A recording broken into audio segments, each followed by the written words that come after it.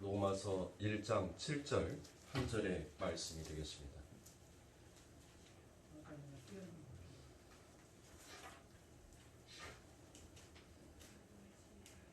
로마서 1장 7절 한 말씀 다 찾으신 줄 알고 함께 봉독하여 올리도록 하겠습니다. 로마에서 하나님의 사랑하심을 받고 성도로 부르심을 받은 모든 자에게 하나님 우리 아버지와 주 예수 그리스도로부터 은혜와 평강이 있기를 원하노라. 아멘. 자, 오늘은 은혜와 평강이 있기를 원한다라는 그 은혜와 평강은 세 번째 시간을 갖도록 하겠습니다. 지금 우리는 몇 주째 로마서 1장 7절에 나와 있는 이 말씀에 머물러 있죠. 그리고 그 예수 그리스도로 말미암은 은혜와 평강의 정체성이 무엇인지에 대해서 우리는 함께 은혜를 나누고 있습니다. 그런데 우리가 이 은혜와 평강에 대해서 함께 말씀을 나누면 나눌수록 얼마나 우리가 그동안 이 아버지 하나님께서 주신 이 은혜가 무엇인지, 하나님께서 우리들에게 주신 이 평강이 어떠한 것인지에 대해서 전혀 거기에 대해서는 별로 관심도 없었고, 우리가 거기에 대해서는 너무도 생각하고 살지 아니하였구나라는 생각이 들었습니다. 그리고 우리들의 삶 가운데 보면 진짜 아버지 하나님께서 우리들의 삶 가운데 주신 그 은혜와 평강을 우리는 시시때때로 누리지 못하고 있음을 우리는 또 발견할 수가 있었습니다. 그래서 여러분들이 왜 우리들이 이 아버지 하나님의 은혜와 평강을 누리지 못하고 왜 여전히 그 아버지 하나님께서 우리들에게 주신 은혜가 무엇인지 평강이 무엇인지에 대해서 우리가 그렇게 깊이 생각하지 못하고 사는지에 대해서, 또 인간이 얼마나 죄악된 모습을 가지고 있는지에 대해서 우리가 오늘 또 다른 말씀으로 한번 살펴보도록 하겠습니다. 장폴 사르트르 실존주의의 휴머니즘이다라는 그 책이 있습니다. 이 샤르트라는 이 책에서 그가 주장하는 내용은 바로 이겁니다. 모든 인간은 자기 존재 가치를 챙겨야 하는 존재이고 자기 존재 가치를 챙길 수 있는 존재이며 자유의지에 의해 그 존재 가치 챙기기에 기투를 하며 사는 존재다라는 것이 그 책 샤르트의 주장입니다. 그러니까 샤르트의 실존주의 휴머니즘이라는 그 책에서 그가 결국 이야기한 것은 뭐예요? 인간이에요, 인간. 그러니까 이 샤르트는 자유주의의 전도사라고 말할 수 있습니다. 휴머니즘의 전도사라고 자기가 자칭 그렇게 자기를 세우면서 그렇게 걸어가요. 그러면 이 샤르트가 말하는 기투라는 것이 과연 무엇이냐면, 기투는 인간 스스로 결단과 선택 그리고 자발적인 감정적 반응 등의 행위를 말하는 것이다 라고 얘기합니다. 그러니까 이 말을 다시 우리 기독교적인 말로 바꿔서 얘기를 안 하면 하나님의 선택과 결정에 의해 모든 것이 경륜이 된다라는 현실 인식이 바로 기투인 것입니다. 그것을 성경적 원어로 바꾸어 말하면 작정과 애정과 섭리다라고 표현을 할 수 있습니다. 그러한 기투의 인간 현실 인식이 샤르트에게는 못마땅했어요. 왜요? 왜 우리가 모든 것을 작정하고 우리가 왜 애정할 수 없으며 왜 우리가 그와 같은 섭리가 우리들에게는 없냐라는 거예요. 그것은 왜 신만의 영역이냐라는 것이에요. 그래서 이 기투 사상에 빠져 있는, 즉 실존주의 이 휴머니즘에 빠져 있는 자들이 부르짖는 것이 뭡니까? 이 세상의 것이 전부 다라고 부르짖어요.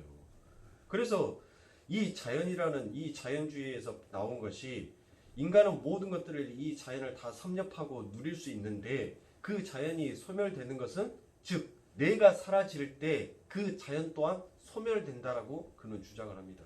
그러니까 이 샤르트의 실존주의가 부르짖는 사상은 여러분들이 잘 알고 계시는, 우리가 심은 대로 뭐한다?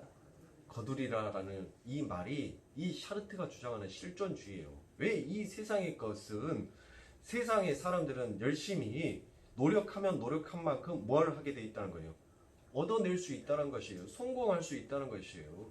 그게 자유주의 신학입니다. 그게 자유주의적인 발상이에요. 그러니까 이 샤르트가 주장한 것은 왜 인간만이, 아니 왜 신만이 인간의 모든 삶을 왜 작정하고 예정하고 섭리시켜가지고 그렇게 끌고 가냐는 거예요. 아니다는 거예요. 인간 역시도 자기가 열심히 어떤 목표를 세우고 작정을 해서 이 땅에 대해서 열심히 노력하게 되면 반드시 그 끝에는 뭐를 얻을 수 있다? 성공과 번영을 얻을 수 있다라고 주장하는 게 이게 샤르트의 주장인 것입니다. 그래서 뿌린 대로 거두고 심은 대로 난다라는 자유주의의 모토라 할 수 있는 것입니다. 그런데 이 자유주의의 모토라고 말할 수 있는 이게 이 역사를 가지고 오면서 하나도 그 울타리 안에서 벗어나지 못하는 것이에요. 벗어나지 못하더라는 것입니다. 진짜 하나님의 은혜를 알고 하나님의 은혜와 평강이 무엇인지를 깨닫는 자는 이 세상을 치닫는 것이 아니라 결국 어디를 생각하는 거예요? 하나님의 나라, 하늘을 소망하는 자잖아요. 그래서 이 땅에 많이 심든 적게 심든 우리는 그것에 대해서 연연치 않아요. 그런데 아버지 하나님을 믿는 아버지 하나님의 백성마저도 이 기투 사상을 여전히 답습하면서 살아가더라는 것이에요. 목사님 나는 아닌데요. 여러분들 인간의 안에 잠식되어 있는 이 존재는 전부 다 어떤 마음을 갖고 싶냐면 왜 나는 신이 될 수 없는가라는 그와 같은 마음을 갖고 있어요. 그러니까 결국 왜 사람들은 나의 말에 따라주지 않냐 할까? 내가 말하는 거, 내가 생각하는 거, 내가 꿈꾸는 것을 전부 다 내 모든 사람들이 전부 다 따라와 주기만을 바라는데 왜 사람들은 내가 말하는 것을 전부 다 따라주지 아니할까? 그것에 대해서 항상 인간은 고뇌해요. 그리고 그 고뇌함이 결국 바깥으로 뭘로 터져 나오는 거예요? 시기와 질투와 다툼으로 나오게끔 되어 있는 거예요. 왜? 그게 이 세상은 삶의 원리예요. 내가 힘을 동원해서라도 힘을 가져서라도 뭐 하겠다는 거예요. 내가 물질을 가져서라도 내 마음대로 너희들을 전부 다 끌고 가겠다라는 그 인간 안의 욕망이 결국은 왜 나는 신이 될 수 없는가로 인간은 치닫게 되는 것입니다. 그래서 대부분의 사람들은 이 인과의 공식 속에서 갇혀 있습니다. 그 공식을 따라 열심히 살면 반드시 풍요롭고 만족한 삶을 살 수 있다라고 생각을 합니다. 그리고 오늘날도 그러한 자연주의의 울타리 속에서 한 발짝도 벗어나지 못한 채 열심히 물질의 삶을 쫓아서 살아가더라는 것입니다. 그래서 실존주의는 그것과는 다르지만 인본주의의 관점에서 보면 이 실존주의, 자유주의와 인본주의의 관점에서 보면 둘 말씀이 전부 다 뭐예요? 대동소이하더라는 것이에요. 크고 작음이 없더라는 것입니다. 결국 이 실존주의가 떠드는 것도 인간이고 인본주의가 떠드는 것도 결국 인간이더라는 것이에요.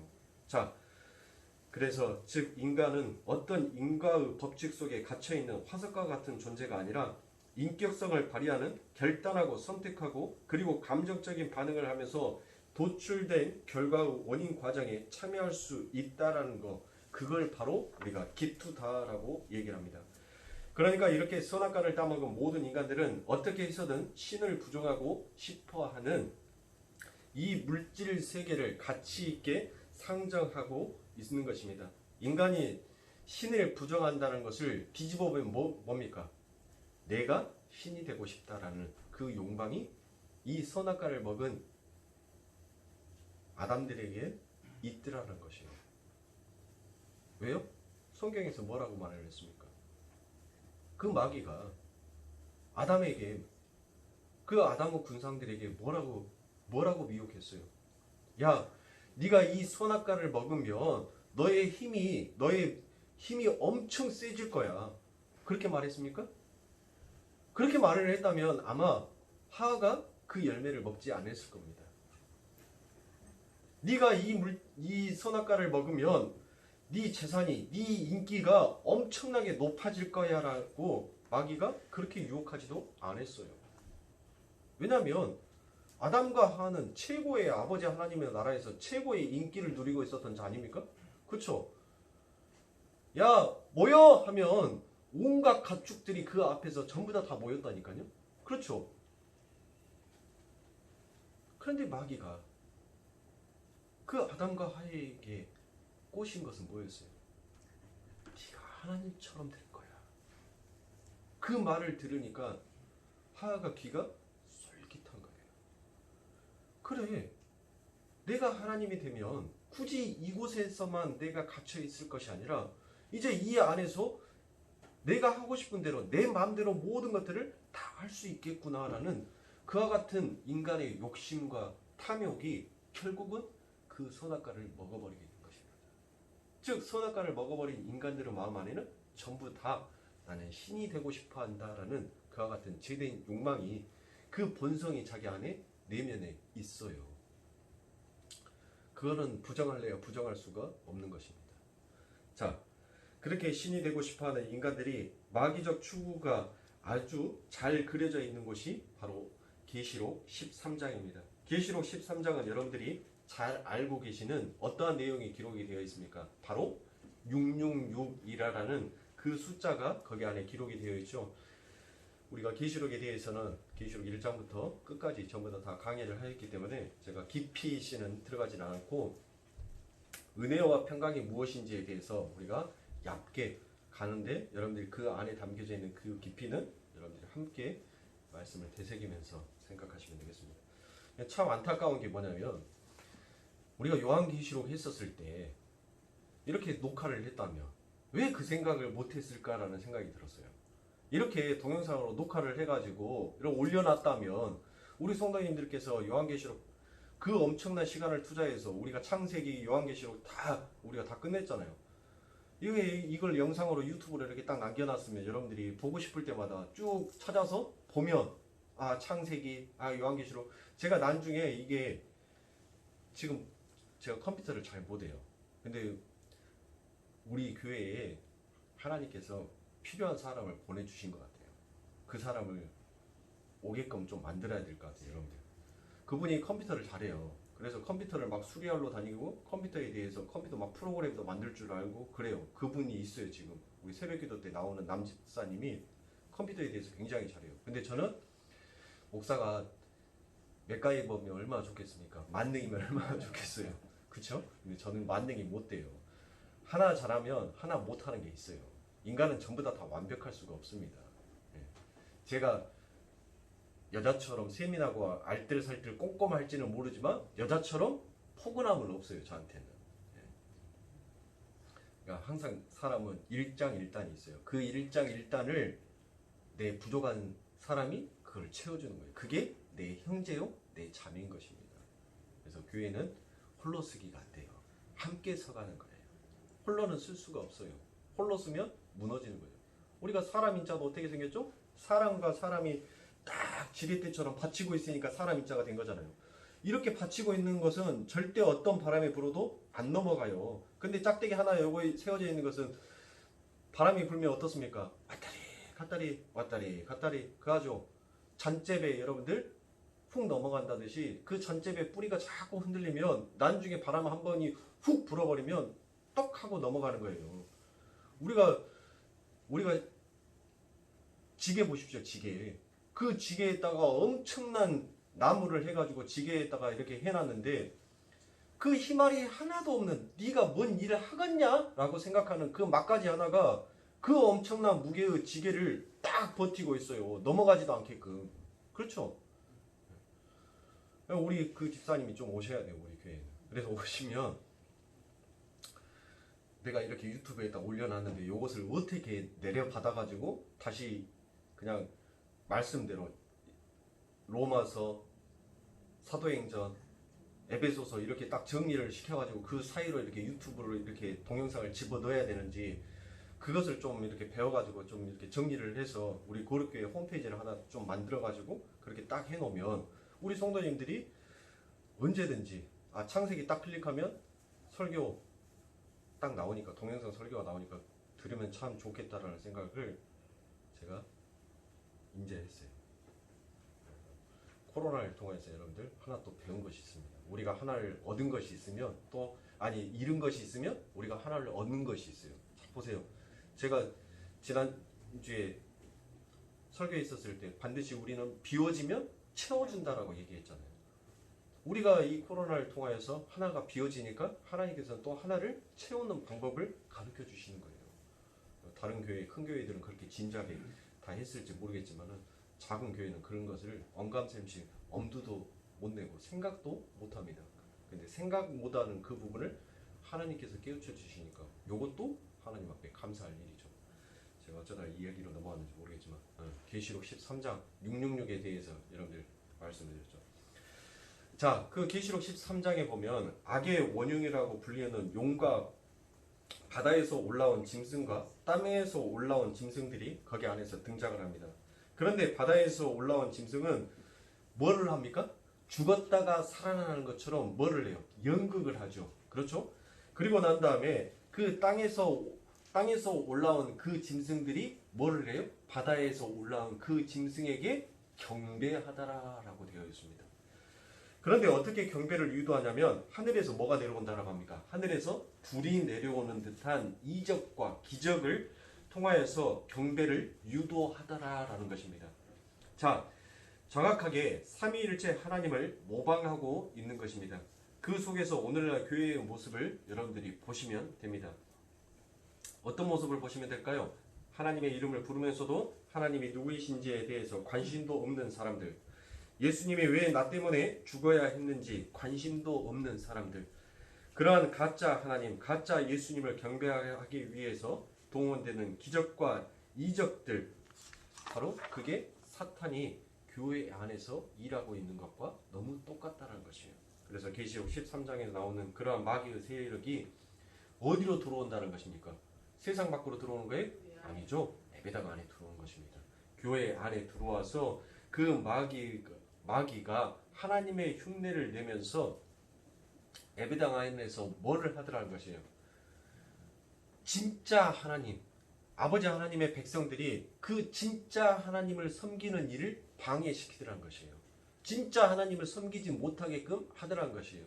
그러니까 즉 어떤 말이냐면 마귀가 이 예배당 안에 들어와서 가짜 하나님, 가짜 예수님의 모습으로 나와서 전부 다 뭐 하게 만드는 거예요? 무당짓 하게 만드는 거예요. 교회에 와서 비나이다 비나이다 십자가의 비나이다, 내 남편 사업이 잘 되게 해주시고 내 아들 훌륭한 사람 되게 해주시고 제발 우리 집에 돈이 넘쳐나게 해주시고 나 건강해서 하늘을 훌훌 날아다니는 자가 되게 해주시고 전부 다 뭐의 목적을 두더라는 것이에요. 하늘나라의 소망은 관심조차도 없어요. 내가 어떻게 그 지옥에서 건진받은 자가 되었는지에 대해서는 관심도 없고 전부 다 하나님, 내가 하나님 앞에 11조 드렸으니까 록펠로처럼 하나님 이 11조가 뻥튀기가 되어서 나한테 1000배로 돌아오게 해주세요라는 그 기도들을, 그것에 대해서 목적이 되어서 그 기도만 하더란 것이에요. 예수가 무엇인지, 하나님이 내게 어떤 은혜를 베풀었는지에 대해서는 관심이 없어요. 당신은 암등한 나보다는 힘이 센 자다라는 것을 내가 인정할 테니까 그 힘으로 나를 도와주라라고 마귀가 그 흉내를 내게끔 만드는 거예요.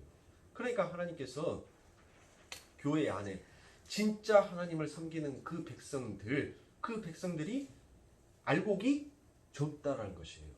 가짜들이 많다는 것이에요. 그래서 하나님께서는 이 교회 안에 왜 알곡을 심어놨는지, 왜 가라지를 심어놨는지 여러분들 제가 설명드렸죠? 뭐라고 말씀드렸죠? 그 가짜들을 보면서 이 땅에 교회가 완성된 교회가 아니다. 여기는 하나의 모형이다. 하늘나라의 모형을 지금 이 땅에 투시시켜 놓은 것이다. 그러니까 이 땅에 있는 것을 너희가 율법 지키고 예배 지키는 것, 그것으로 통하여서 너희가 전부 다 했다라고 생각하지 마라. 너희들이 해놓은 것은 얼마나 추악하고 더럽고 얼마나 나누는 일을 해놨는지 너희들은 그것을 보면서 너희를 온전케 하신 하나님만을 찬양하라라고 하나님께서 이 땅의 교회 안에, 그 알곡들 안에 하나님께서 가라지 쭉정이를 심어 놓으신 거예요.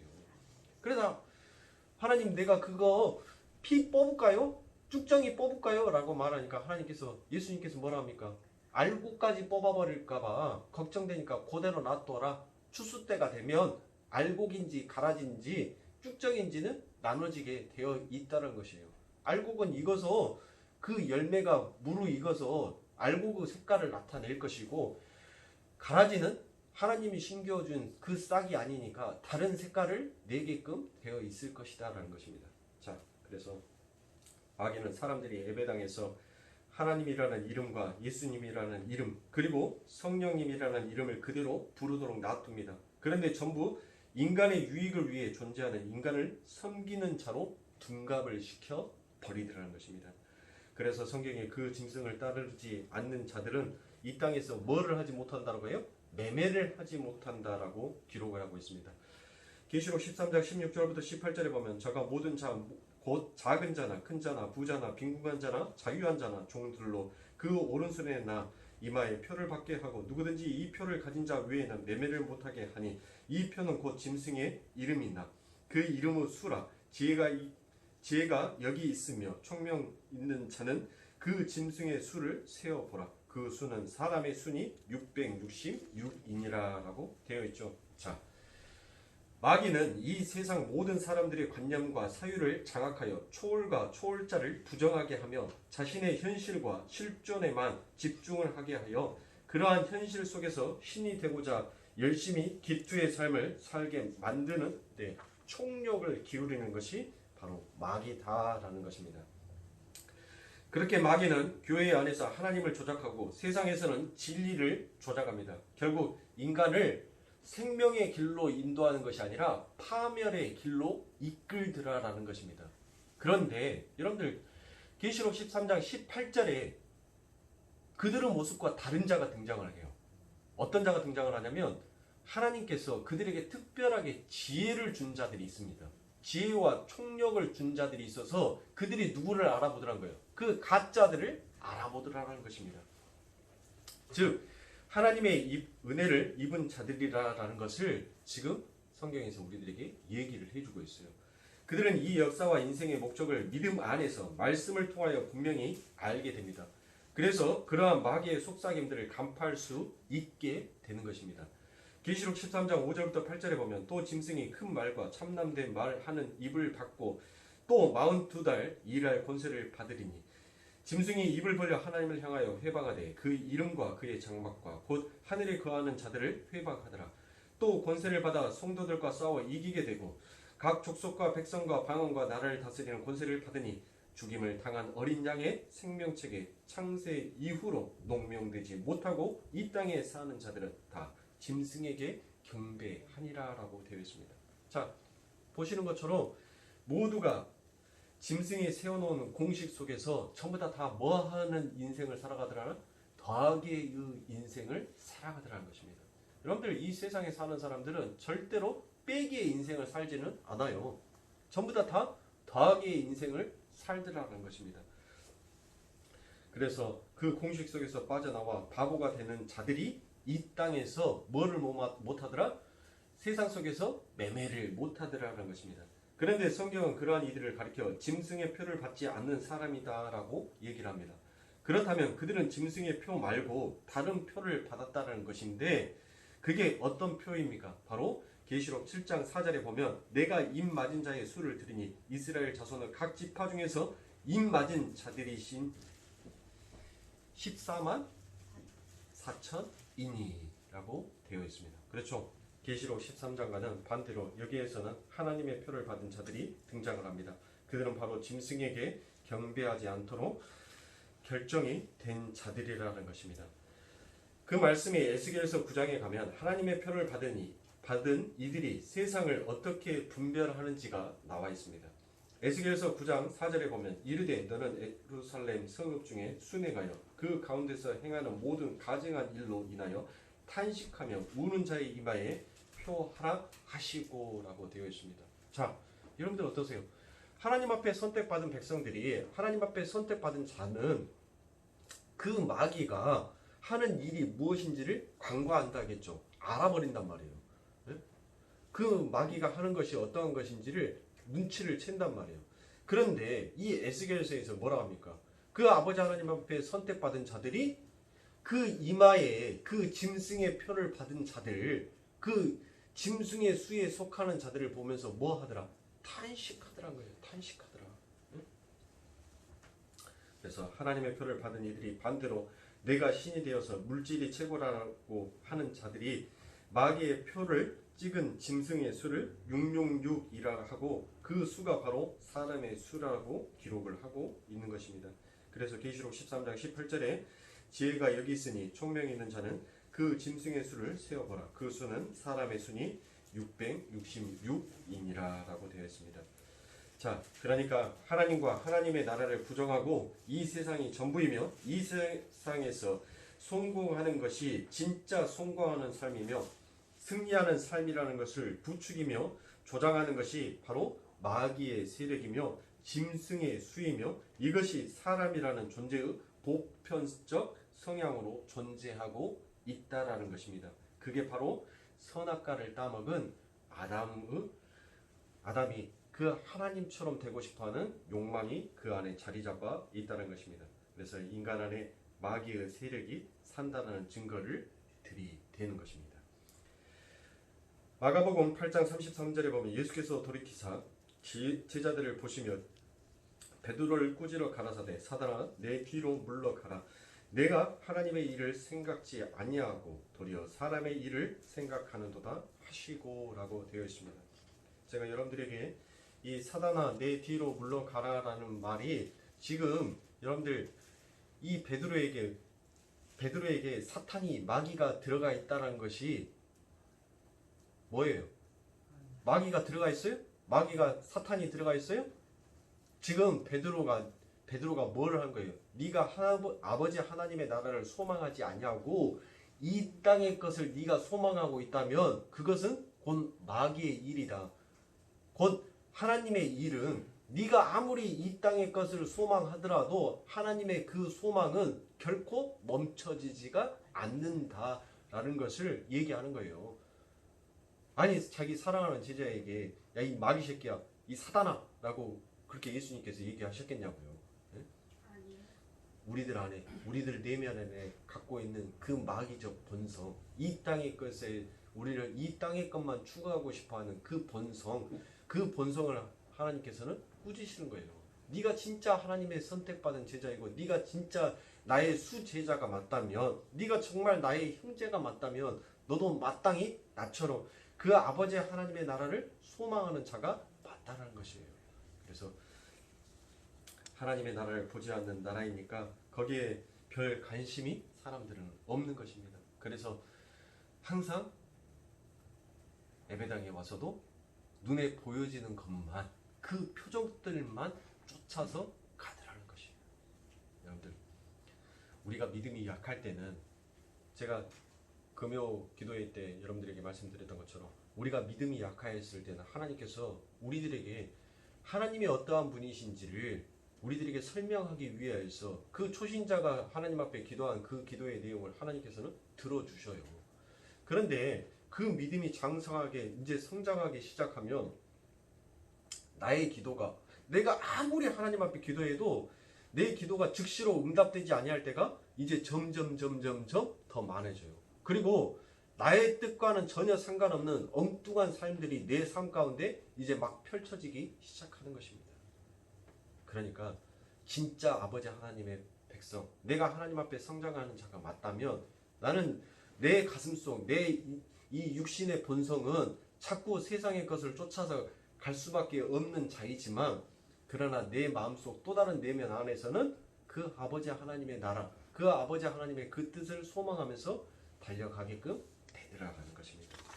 자, 그래서 이 실존주의고 실용주의적 그리고 자유주의적인 발상이 여러분들 링컨이 정말 위대한 연설을 하죠. 어떤 연설입니까? 바로 국민을 위한, 국민에 의한, 국민의 정부를 영원토록 만들어 가겠다라는 링컨이 바로 게스티스버그 연설에서 그와 같은 연설을 합니다. 여러분들 링컨이 한 이 연설이 정말 멋진 연설이다라고 생각하십니까?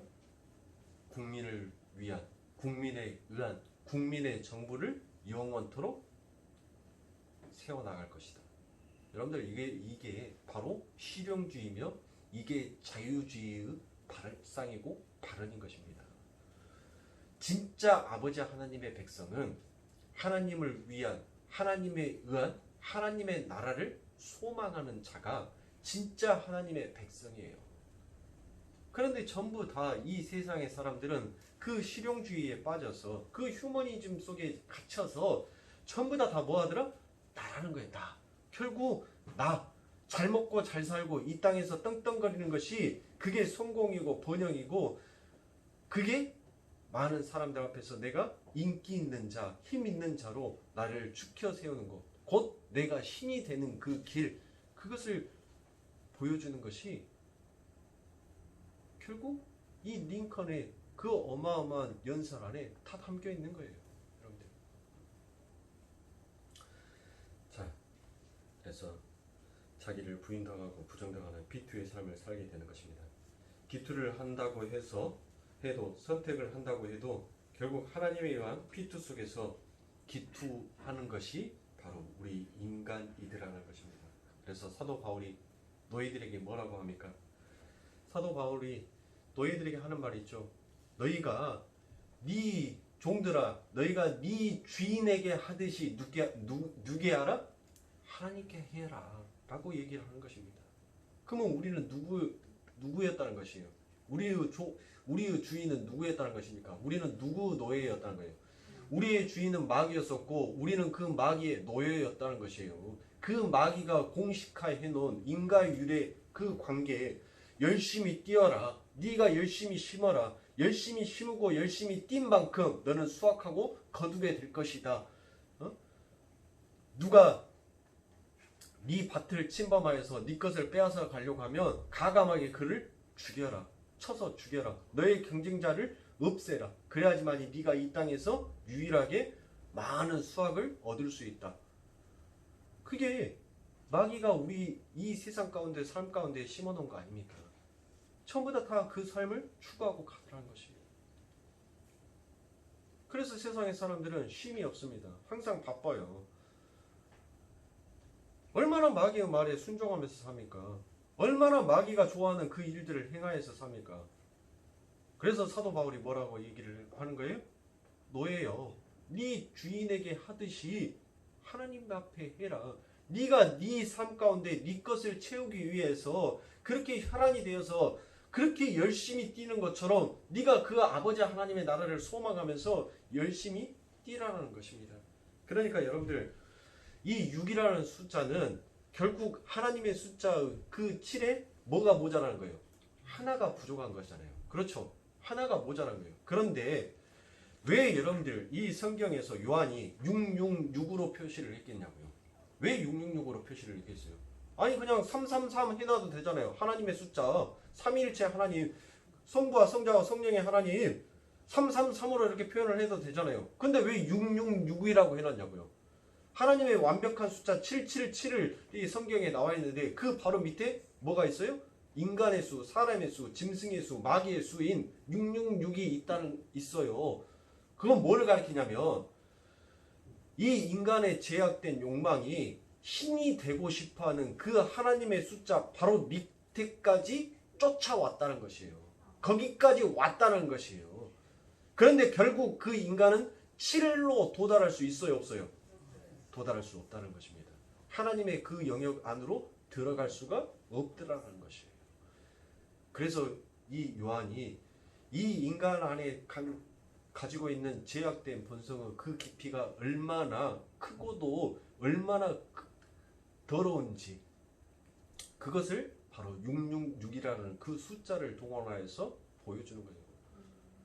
777은 하나님의 숫자잖아요. 하늘의 숫자잖아요. 완벽한 수, 완전수란 말이에요. 7은 그 7이 3번 적어져 있는 그 하늘의 수를 가져다가 하나님은 턱 밑에까지 쫓아온 것이 바로 그게 인간이더라는 것이에요. 왜? 짐승의 수, 그 짐승의 수가 바로 사람의 수다. 사람의 수가 바로 666이다 라고 얘기를 했잖아요.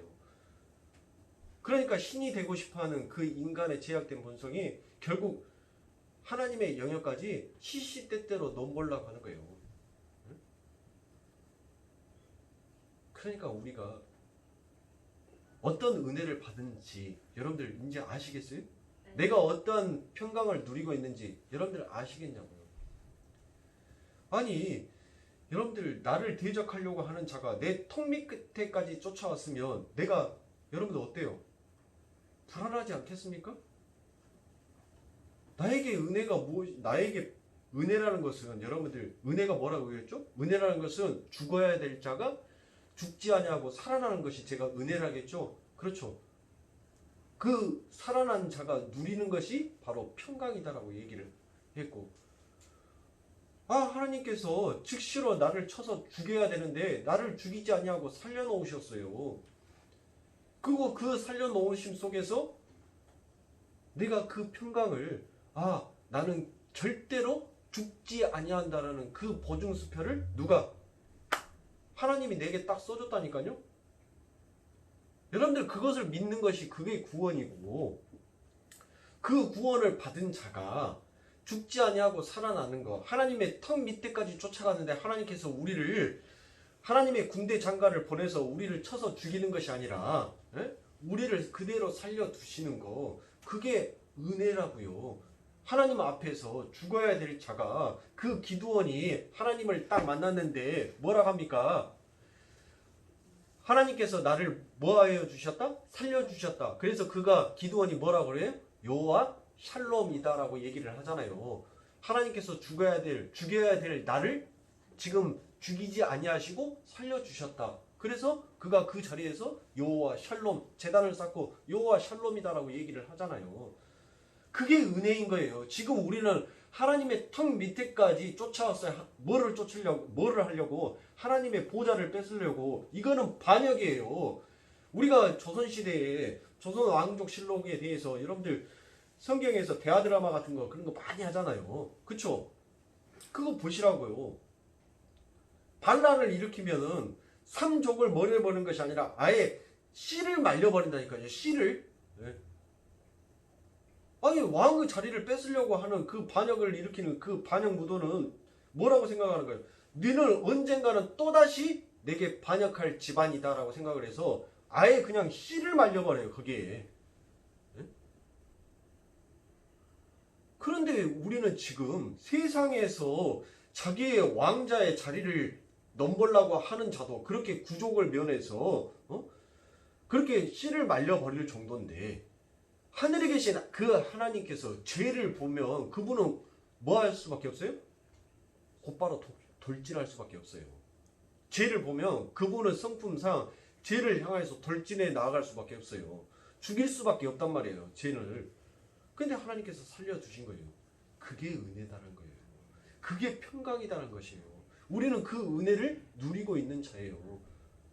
제가 여러분들에게 왜 이 요한계시록의 말씀을 왜 드렸는지 아시겠죠? 우리가 얼마만큼 우리의 제약된 본성이 어디까지 쫓아오게 됐는지, 어디까지 하나님은 그 목전 앞에까지 우리가 가게 되었는지를 제가 요것을 설명하기 위해서 지금 여러분들에게 이 요한계시록의 말씀을 드려서 설명을 해드린 것입니다. 인간은 이런 존재예요. 그런데 하나님께서는 우리를 긍휼히 여겨주시더라. 우리에게 자비를 베풀어 주시더라. 솔직히 말해서 여러분들, 목회를 걸어가고 있는 목사의 그 길을 걸어가고 있는 저 역시도 왜 예수님께서, 왜 내가 얼마나 죄인이게 나와 전혀 안면의식도 없는 그 예수님이 왜 나 때문에 죽어야 될까? 왜 나 때문에 죽으셨을까? 그게 여러분들 그냥 믿어지니까 믿어지는 것이지 온전하게 머릿속으로서는 이해가 가지 않아요. 근데 인생을 걸어가면서, 이 신앙의 길을 걸어가면서 그게 알아지더란 것이에요. 그게 깨우쳐지더라는 것이에요. 뭐를 통하여서? 아버지 하나님의 말씀을 통하여서 내가 아직도 의문점으로 가지고 있는 그 의문점이 풀리기 시작하더란 것입니다. 그 안에 뭐가 담겨져 있으니까? 사랑이 담겨져 있으니까 그렇게 할 수 있었구나라는 그 키가 바로 사랑이더란 것이에요. 사랑. 우리는 그 엄청난 놀라운 아버지 하나님의 사랑을 받고 있는 자예요. 지금 그 사랑을 보여주시는 것이 이 땅에서도 하나님께서 우리들을 날마다 하루하루 삶 가운데 하나님께서 보여주고 계시지 않습니까? 나는 70살까지, 나는 80살까지, 나는 90살까지, 나는 앞으로 10년, 20년, 나는 지금처럼 건강하게 자신 있게 살 수 있다는 사람 한번 손 한번 들어보시라고요. 자신 있으세요? 저는 자신 없습니다. 저한테 자신 있는 것은 지금 제게 주어져 있는 이 시간, 지금 내 앞에서 내 눈에서 보여주고 흘러가고 있는 이 시간만 나는 자신 있어요. 이 시간, 이 1분 1초 이외에는 저는 아무것도 자신이 없어요. 그렇다면 우리는 이 1분 1초 동안 뭐를 받고 있는 자예요? 지금 나는 이 1분 1초가 만약에 내 삶 가운데서 들숨과 날숨이 딱 나는 그 자리에서 죽는 거예요. 근데 나는 지금 뭐를 받고 있어요? 하나님의 긍휼을 받고 있어요. 하나님의 사랑을 받고 있고 그 하나님의 은혜와 그 하나님의 평강이 내 삶을 지금 영위시키고 있는 것입니다. 누가 자신 있으세요, 여러분들? 누가 이 저녁 침상에 머리를 두고 내가 아침에 일어날 수 있다라는 누가 그와 같은 자신감을 가지고 살아갑니까? 이 땅에서 없는 것입니다. 그런데 그것을 모르는 자는 여전히 자기 자신을 사유하면서 그렇게 가더라는 것입니다. 그래서 고린도전서 15장 24절부터 25절에 보면 그 후에 나중이니 저가 모든 정사와 모든 권세와 능력을 멸하시고 나라를 아버지 하나님께 바칠 때라 저가 모든 원수를 그 발에 둘 때까지 불갑을 왕노릇 하시리니 라고 되어 있습니다. 여러분들 보세요. 우리들은 이 땅에서 매매도 할 수 없는 자입니다. 우리는 이 땅에서 바보처럼 살아가는 자예요. 히브리서 11장의 말씀처럼 우리들은 날마다 아버지 하나님의 말씀으로 인하여서 이 세상으로부터 우리는 칼로 키움을 당하고 돌맞음을 당하고 가진 모욕을 당하면서 살아가더라는 거예요. 그런데 여러분들 그 삶이 불과 불, 머스트, 반드시 뭐 하더라? 왕노릇 하게 되더라는 것입니다. 결국 아버지 하나님께서는 우리의 제약된 욕망을 비워버렸을 때 드디어 아버지 하나님의 그 하늘의 모든 권세와 정사를 우리들에게 쏟아 부어주심으로 인하여서 진짜 하늘의 왕노릇, 진짜 왕의 권세를 가지고 사는 자가 어떠한 삶을 살아가는지를 우리들의 삶 가운데 펼치시는 것이 바로 하나님이시다라는 것입니다. 그런데 우리들의 삶 가운데 하나님 왜 내 삶 가운데 채워주지 아니하세요? 왜 내 삶 가운데 부어주지 아니하십니까? 왜 내 삶 가운데 표적을 보여주지 아니하십니까? 우리는 그런 것으로 여러분들 얼마나 많은 것들을 하나님 앞에 원망을 늘어놓을 때가 많이 있습니까? 여러분들 우리 하나님께서는 보이는 곳에서 일하시는 하나님이 아니라 보이지 아니하시는 곳에도 일하시는 하나님이시라는 것을 여러분들의 삶 가운데 아셔야 됩니다. 결국 이 666이라는 것은 인간은 자기 확인과 자아 성취 그리고 자아 실현 즉 성공과 번영을 나타내는 수 그게 마귀의 수이며 세상은 전부 다 이 마귀의 속삭임 결국 자기가 신이 되고 싶어하는 그 욕망을 쫓아서 살아가게 되더란 것입니다. 그러나 여러분들 그 삶은 결국 뭐 할 수밖에 없어요? 망할 수밖에 없다는 것입니다. 그러니까 사랑하는 성도님들 마귀는 결국 뭐 하는 거예요?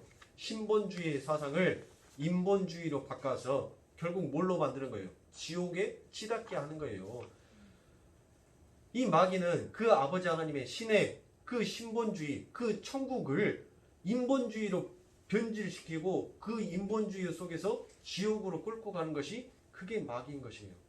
결국 자기를 부인하지 아니하고 자기의 십자가를 짊어지지 아니하는 자는 하나님께서 뭐 하겠어요? 너 내 제자 아니다라고 그랬어요. 너 가짜다는 거예요. 그날에 가서 내가 너는 태워버릴 가짜다는 것입니다. 너는 쭉정이다는 거예요. 그러니까 여러분들 우리들은 신앙생활을 정말 똑바로 해야 돼요. 그러니까 신앙생활이라는 것은 여러분 어떻습니까? 결코 이 세상에서 어떤 모진 풍파가 닥쳐온다 하더라도 여러분들 우리는 그 아버지 하나님에 대한 믿음이 흔들려서 돼요? 안 돼요? 안 되는 것이에요. 여러분들이 시험에 들었을 때 내 믿음이 흔들린다는 것은 결국 누구를 신봉하고 살았다는 것이에요. 하나님을 신봉하는 것처럼 연극하고 있었던 것이에요. 결국은 나를 신봉하고 있었던 것이에요. 나를 신처럼 여기고 있었던 것이에요. 저도 시험 들 때가 있습니까? 없습니까? 목사도 시험 들 때가 있어요. 네. 우리 성도님들도 시험 들 때가 있어요. 그런데 여러분들 그 시험 들었을 때 우리는 왜 그 시험을 축복으로 여겨야 되는지 여러분들 우리들에게 닥쳐오는 그 환난이 우리들에게 닥쳐오는 그 시험과 그 고난이 왜 축복이다라고 여러분들 제가 빌립보서에서 말씀드렸죠. 네? 그 하나님과 연합하기 위하여서 복음에 합당한 삶을 살아가기 위하여서 하나님께서 우리들에게 시험을 주세요. 뭐 하라고? 점검하라고. 너의 지금 서 있는 위치가 어디인지를 점검하라고. 그리고 거기에서 뭐 하라고? 터닝 포인트. 너 다시 네 원점의 자리, 네가 걸어가야 될 그 자리, 바로 그 예수의 그 길 위로 너희들 올라가라고.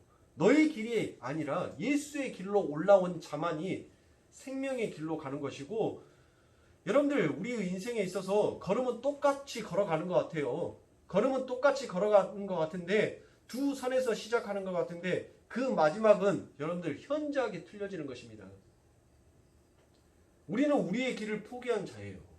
우리는 우리의 길을 버리온 자입니다. 그래서 우리를 그리스도인이라 하고 우리를 아버지 하나님의 자녀다 하고 너희들을 양자 택한 자다라고 하나님께서 우리들에게 말씀하여 주신 것이에요. 너희는 이미 죽은 자다는 거예요. 너희의 길은 사라졌다는 것입니다. 그리고 오직 길이요 진리요 생명이신 바로 예수의 길, 그 길만 너희들의 삶 가운데 놓여져 있다는 거예요. 결국 예수가 길이고 예수가 진리고 예수만이 너희들에게 영생을 줄 수 있다는 것입니다. 사랑하는 성도님들, 우리는 지금 이 코로나로 인하여서 교회가 확진자가 나왔다니 뭐하다니 이거 가지고 우리는 왈가왈부할 것이 아니라 여러분들 이거는 빙산의 일각이라니까요.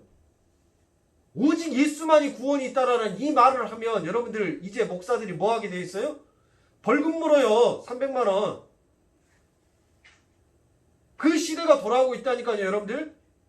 오직 예수만이 구원이 있다라는 그 말을 하면 이제는 교회가 문을 닫아야 되는 그 시기가 지금 오고 있어요. 여러분들 우리는 그것을 두렵고 떨림으로 여겨야 돼요.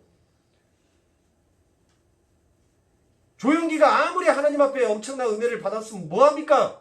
마지막 판에 부처한테도 생명의 길이 있다라고 그렇게 말해버린, 막말을 해버린 여러분들, 모세가 뭐 나쁜 짓 했어요? 모세가 뭐 하나님 앞에서 특별하게 뭐 불법을 저질렀습니까? 내가 언제까지 너희들을 위해서 이 물을 내야 돼 하면서 막가지를 몇 번 쳤어요? 2번 때렸죠. 그 하나로 어디를 못 갑니까? 가나안 땅을 눈으로만 쳐다보고 그가 딛지를 못하는 거예요. 하나님께서는 너희는 죽은 자다는 거예요. 끝까지 죽으라는 거예요. 너희의 혈기가 다 되어서 거의 근사치까지 다 왔어도 네 혈기, 네 것 챙기려고 한다면 너는 영원히 패망한 자다는 거예요. 넌 내 나라에 들어올 수 없다는 것을 하나님께서 그림처럼 보여주시는 것입니다. 너의 의로는, 너의 행위로는 결단코 네가 아무리 내 말씀에 순종하고 네가 그 하는 척하면서 따라왔을지언정 그 마지막에 그 영광 네 것 챙기기 해버리면 너는 내 나라 들어올 수 없다라는 것을 모세의 그림으로 보여주는 거예요. 우리는 우리의 길을 버려야 됩니다. 여러분들 진짜 교회가 깨어나야 돼요. 근데 이 땅에 있는 거 갖고 일일일비 해가지고 전부 다 세상의 것 가지고 일일일비 해요. 그럴 시간이 어디 있어요, 여러분들? 에? 그러니까 전부 다 뭐만 하고 있는 거예요. 에? 이 샤르트가 말했던 실존주의 휴머니즘에 빠져가지고 이 자유주의에 빠져서 전부 다 하나님을 섬기는 것이 아니라 나를 신봉하고 있더란 거예요. 나 섬기기, 나. 그러니까 여러분들 얼마나 답답하냐고요. 신앙생활 못하면 합니까? 여러분들 우리가 우리의 자녀를 키울 때 왜 우리 자녀들에게 그렇게 잔소리를 해요?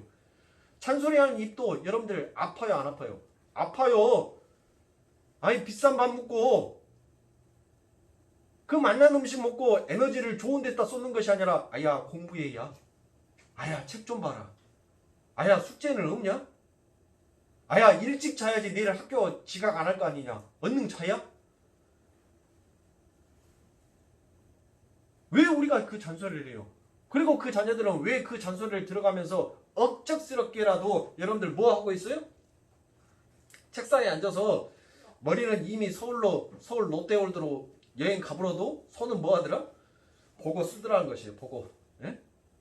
보고 쓰더라는 것이에요. 여러분들 왜 우리가 그 자녀들에게 그와 같은 잔소리를 합니까? 나 잘 되려고요? 아니요, 나는 이미 먹고 살만해요. 부모는 어찌됐든 간에 이리 눕든 저리 눕든 그래도 자기 몸뚱아리 하나리는 어떻게 있었든지 간에 입에 풀칠을 하고 살 정도는 됐다니까요. 근데 내 자녀에게 그렇게 하라는 것은 뭐예요? 네 그렇게 해야지만이 뭐가 있다는 거예요? 남는 게 있다는 거예요, 니한테. 예?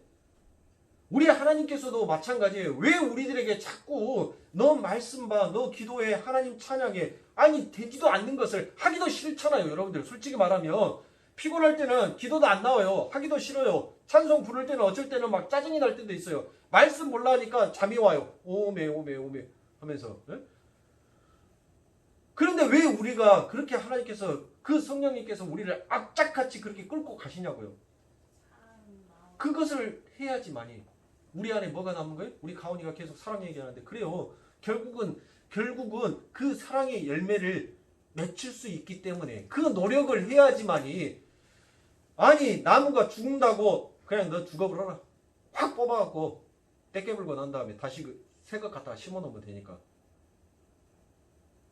아니 그러려면 우리 하나님께서 못한다고 이 구속사를 끌고 오셨냐고요. 확 뽑아다가 던져버리고 다시 만들어서 빚어가지고 절대 불순종 못하게끔 아예 선악과 나무도 뽑아버리고 생명나무도 뽑아버리고 그냥 너는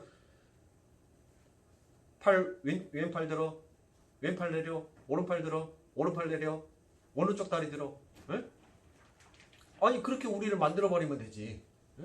근데 하나님께서 왜 뽑아버리지 아니하시고 그렇게 이 구속사를 끌고 오시냐고요. 사랑하는 성도입니다. 우리는 아버지 하나님의 은혜를 깨달아야 돼요. 내가 시험 들었었을 때 내 자신을 봐야 돼요. 그리고 내 자신을 알게 해주신 그 하나님 앞에 오히려 우리는 뭐 해야 돼요?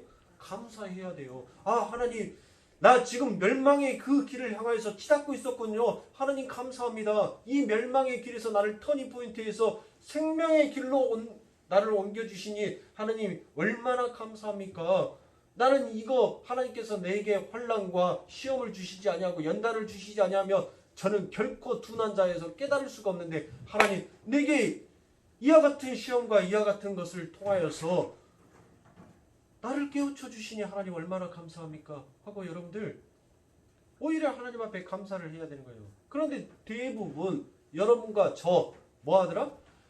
아따 하나님 징해 죽겠어. 아니 한 산 넘으면 이제 조금 숨 좀 돌릴 때도 됐구만.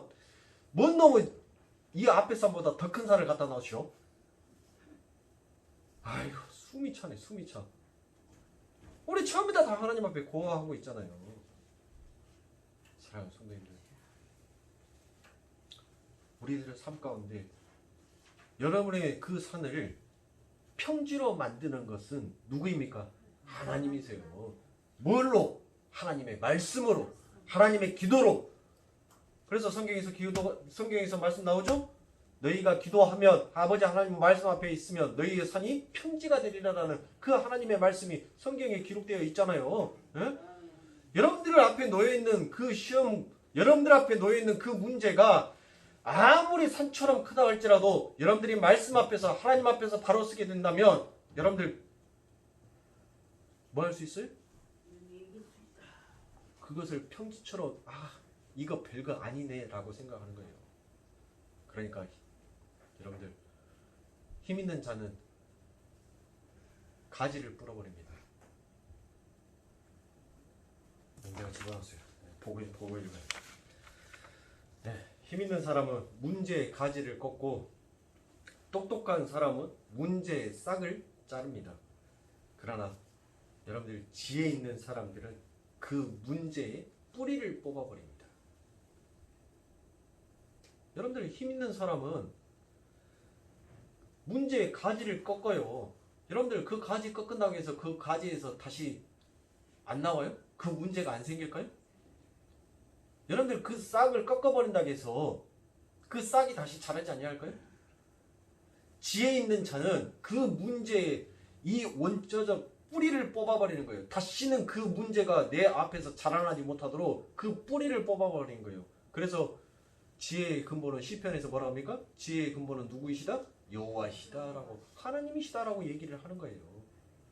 오직 하나님만이 지혜의 근본이시고 그 지혜의 근본 대신 그 아버지 하나님은 그 은혜와 긍휼과 그 평강이 우리의 인생 가운데 있어서 우리의 문제를 해결해 주실 수 있는 분이신 것입니다. 사랑하는 성도님들, 우리 성도님들과 저에게는 말하지 못하는 많은 문제들이, 그리고 남들에게 드러낼 수 없는 내 속에, 내 내면에만 가지고 있는 많은 문제들을 가지고 있습니다. 때로는 그 문제들로 인하여서 여러분들 슬피 눈물을 흘릴 때도 있고, 하나님을 때로는 멀리할 때도 있고, 하나님을 멀리했을 때 내게 치닫는 그 외로움이 너무나도 고통스러워서 또 다시 하나님의 옷자락을 붙들 때도 있었을 것입니다. 그러나 여러분들, 그 문제의 뿌리는 바로 나를 버리지 못하는 데에서 온다는 것입니다. 여러분들을 뿌리 뽑아 버려버리십시오. 나를 비워버리면, 나를 사유하지 아니하면 내 안에 자라날 문제도 없는 것입니다. 내가 자라나기에, 내가 있기에, 내가 존재한다고 생각하기에 자꾸 문제가 생기는 거예요. 사랑은 그 사람이 필요한 것을 주는 것이 아닙니다. 사랑은 그 사람이 원하는 것을 주는 것이 사랑이에요. 우리 하나님께서 우리들에게 원하는 것을 주셨던 것이 바로 우리 하나님의 사랑인 것입니다. 사랑하는 성도님들, 여러분들에게 다가오는 이 한 주간, 유독 또 사순절에만 여러분들 더 이 마귀가 더 극성을 부려요. 더 활기를 치는 것 같아요. 때로는 여러분들 강대상에 서서 정말 힘이 들 때가 있어요. 막 핑핑하고 머리가 어지러워요. 어지러워서 막 술 먹은 사람처럼 천장지붕이 막 돌아요. 그러다가 하나님께서 내 속으로 기도를 하고 하나님의 말씀을 붙잡고 또 하나님 앞에 기도하면 그게 순식간에 사라지고 없습니다. 그만큼 이 영적의 세계는, 이 영적 안의 흐름은 여러분들 그만큼 민감한 거예요. 여러분들의 영의 상태가 전부 다 앞에 강대상으로 전부 다 전달되는 거예요. 왜? 저는 지금 뭘로 서 있는 거예요? 뭘로? 제사장으로.